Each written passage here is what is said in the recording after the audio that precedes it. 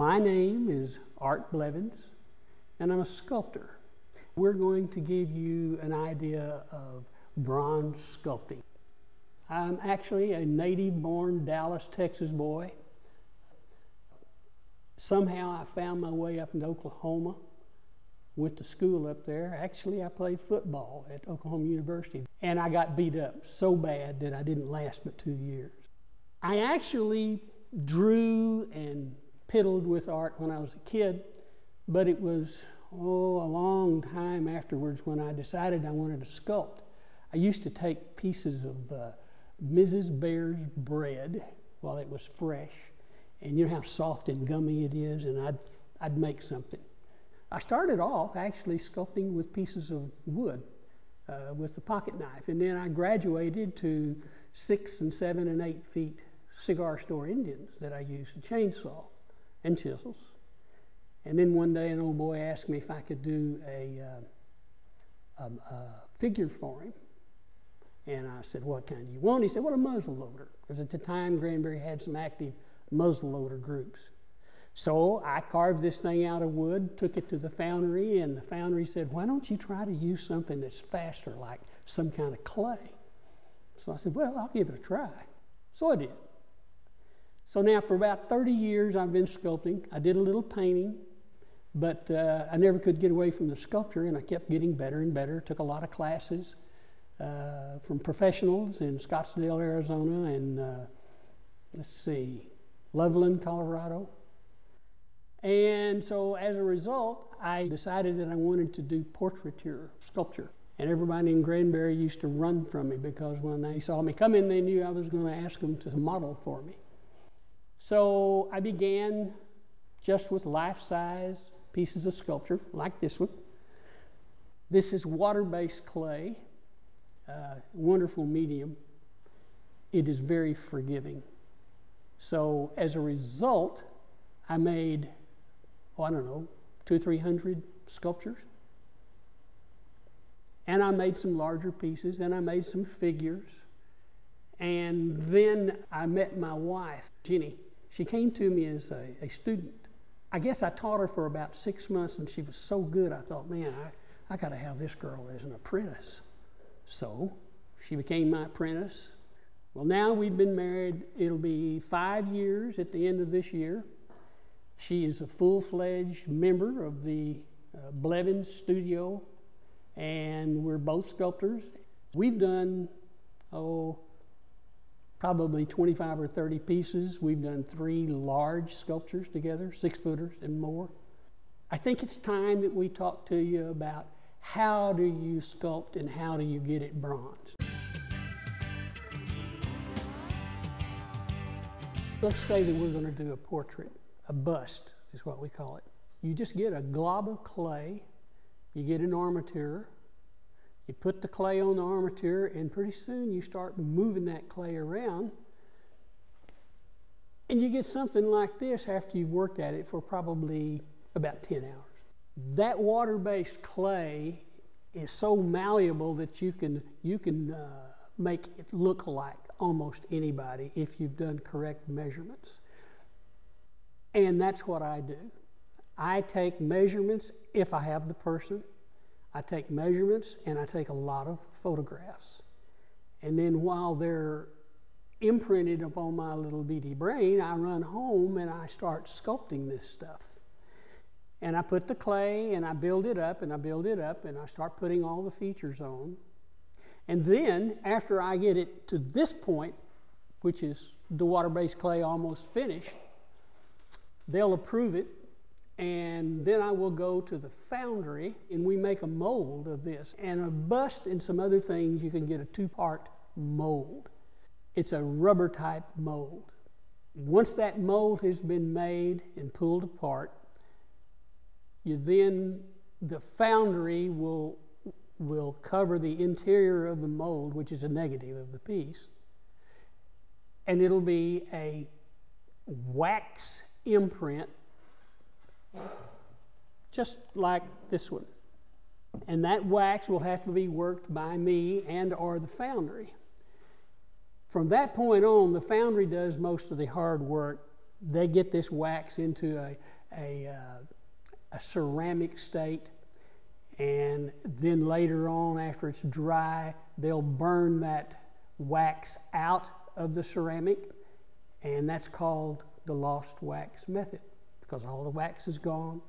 You have a vacant piece that's exactly like this, only it's hollow. Then they take the hot molten bronze and they pour it into that ceramic. Then you have a bronze piece. And the bronze itself has to be worked by several really professional technicians to get it to the point that it looks like what it did when you took it in. When the foundry gets through with all their things and they have a bronze piece that's totally finished and ready to put a patina on, we make certain that they have done the tool work to match our tool work on the original piece. And then they put a patina, which is actually a series of chemicals. They heat the bronze up, they put the chemical on, and it turns the bronze color. It's actually etched into the bronze itself. Now, the difference in working with either oil-based clay or water-based clay, this little piece right here was done out of water-based clay, terracotta. And it's an old farmer and an old rancher, and they're standing there talking to each other, and the name of it is There Ain't Much Call for Us Anymore. Water-based clay can be used to make figures like this. You have to use a lot of wood pieces and what have you to prop it up because it's water-based clay. You can't make an armature because it has to be fired in a kiln.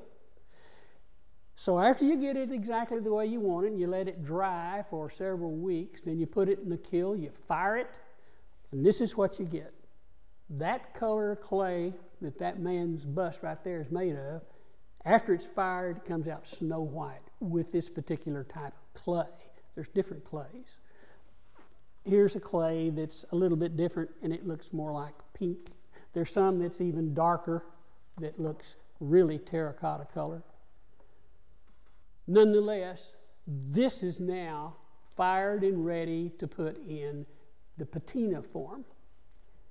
Now, Jenny and I have been doing this for a long time, and it took me probably 5 years with some help of another guy to figure out how to make this look like a bronze, how to make it really look real. And it's a series of paints and other things. This is what you're going to end up with. This little girl was snow white. You can see it here. This is water-based clay that was fired. And then after we get through with the patinas, she looks like a bronze. We'll mount her on a base, and you got the final thing. Now, anybody, almost, can do this kind of work. The bronzing is a total different problem. I can have this one bronzed. After I put the patina on, I will probably take bronze orders for this terracotta piece. That means I've got to go to the foundry and let them do their magic.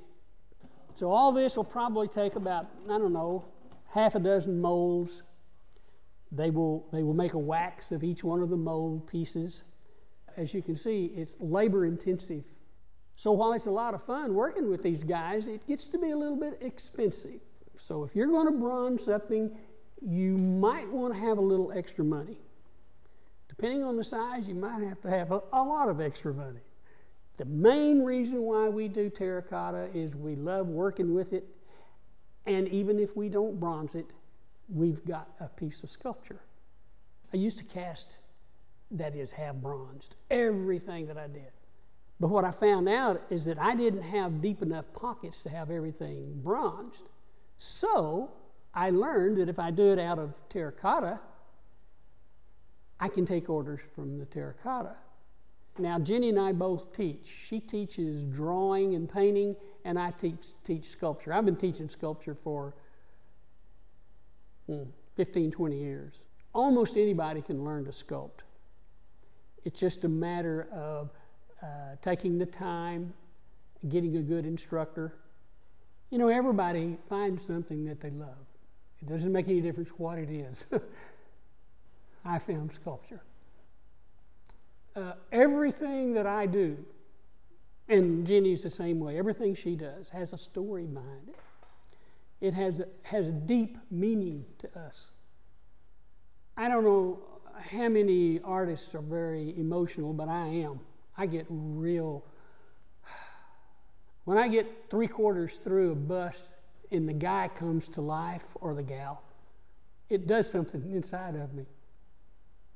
One of the greatest things in the world happened to me a few years back. I was in a place sculpting. I had a bunch of my busts around, and I had a fellow that I was doing a live bust of, and I was just about finished with it. And there was this woman and her husband and her boy walking down the mall, and she was cussing them out.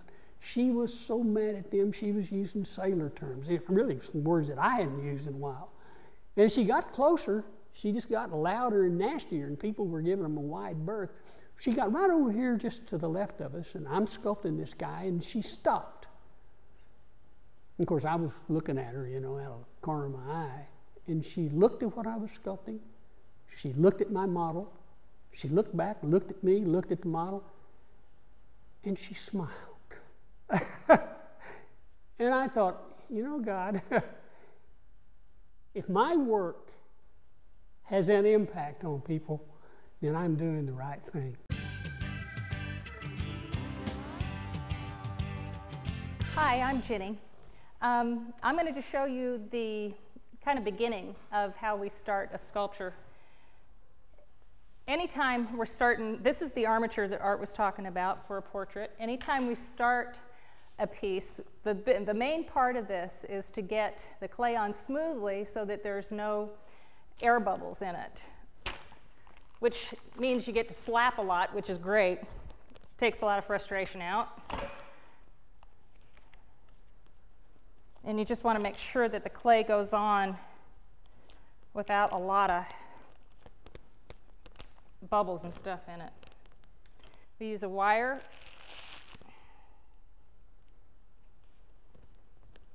to cut.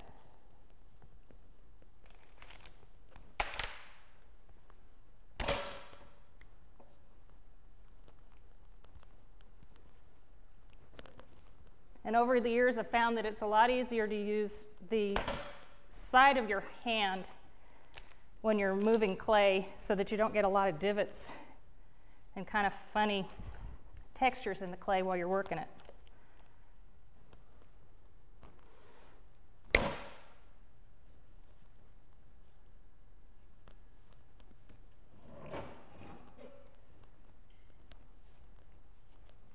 Now, what I'm starting here is the beginning of a portrait.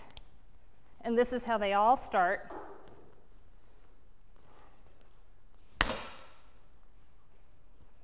That's really my favorite part, that slap on there. You know, it's funny. I grew up always in an art field, and I never really wanted to be an artist. But like I wanted to be a ballerina. But as things would have it, it was the thing that I was the best at, and even when I had jobs that were not art related, I always turned them into a job that had to do with art, with design, or like store set displays and murals and stuff like that. My degree in college was in technical theater, and what I found about it is that it gave me the ability to listen to people about what they wanted and help them tell their story rather than mine. And I think that's one of the reasons, really, that I'm as good as I am about giving people the product that they want, because I'm more concerned with giving them what they want to say rather than what I think they should say. I love working with clay, and yet there are times when I want to see color. I want to play in color. And so it's not a different process, it's a different way to see between 2 dimensions and 3 dimensions, but it's not a different, you're accessing the same part of your brain and all of that. So right now we have this gorgeous blob sitting up here, and I'm gonna say that this area is gonna be my chin, and this is gonna be the back of the head back here. So the clay is so wet right now that were we to leave this for any period of time, what would happen is it would all just settle down, and this 14-inch piece high that we have will turn into about 9 inches. So we're going to just brace this up.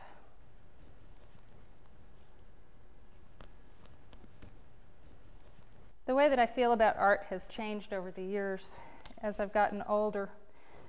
Now it's more about telling a story. I think in the beginning of learning the whole art techniques and stuff, you're more concerned with the technique and what can I make, and does it really look like what I'm trying, and it's hard to find the expression and what you really want to say.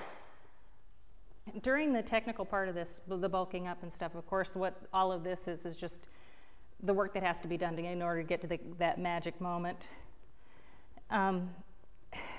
There's always a place in every piece that you're doing where the clay starts to take a life of its own, where it's kind of this magic moment where all of a sudden underneath your hands you see that face come into life. That's something that's special about the person that you're working with, that you say, oh, there it is. Oh, there it is. You know, it's just this wonderful, wonderful moment. Okay, so from the side you can kind of see that this would be the chin, and then it would come back up into the head. Now, if I had a model here in front of me and I was working on him or her, I would be taking a set of calipers like this to measure points between the chin and the nose, points between the chin and the eyes, the inner canthus and the outer canthus. Everything about a portrait has to be exact, because if you're off 1/8 of an inch, it's not going to look like the person that you're sculpting. It's that exact. And after years and years of doing this, what I've learned is that so many things can affect your measurements. If you're not straight down, like if you're not straight down on it this way, even when you're measuring it, if you're not looking at this the same way you're looking at your person, your measurements are going to be off.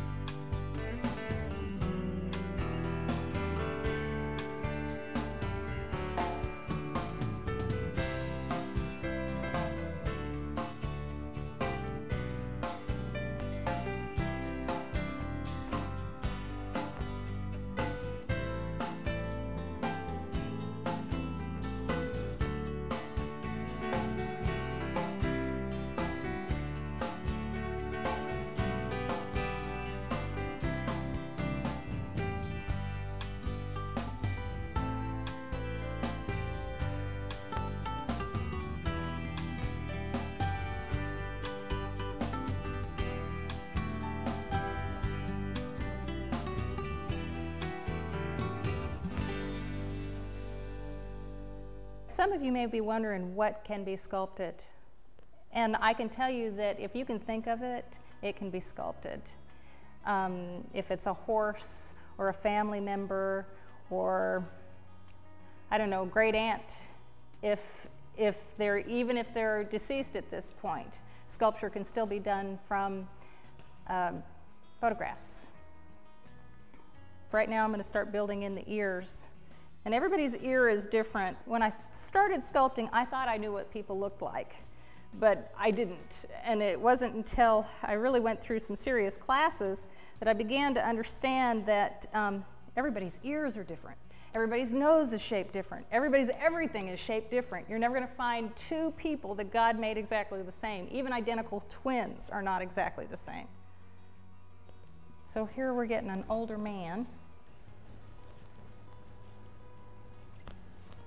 Create a little hair here and his bushy eyebrows.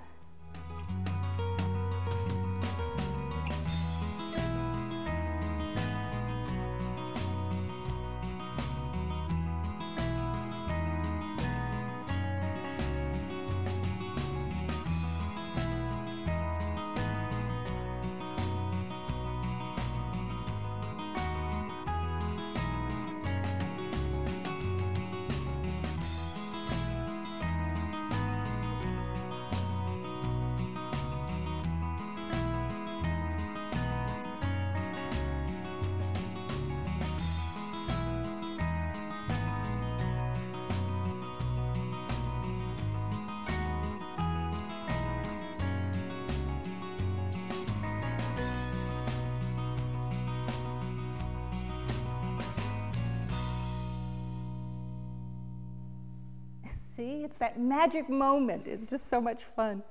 Okay, he's alive, he's alive. I guess the most fun part about doing any sculpture is getting to really know that person. Even if they're deceased, we ask lots and lots of questions to find out who that person is and their personality, what they liked, what they didn't like, how they held their head. There have been a lot of times when we've done deceased individuals that we did lots and lots of interviews with the family to really get what they remembered. But I think that's the most important part, is really not just capturing the features and how that person looks, but to capture, I don't know, maybe their spirit or something about them that makes them them. Okay, here we go.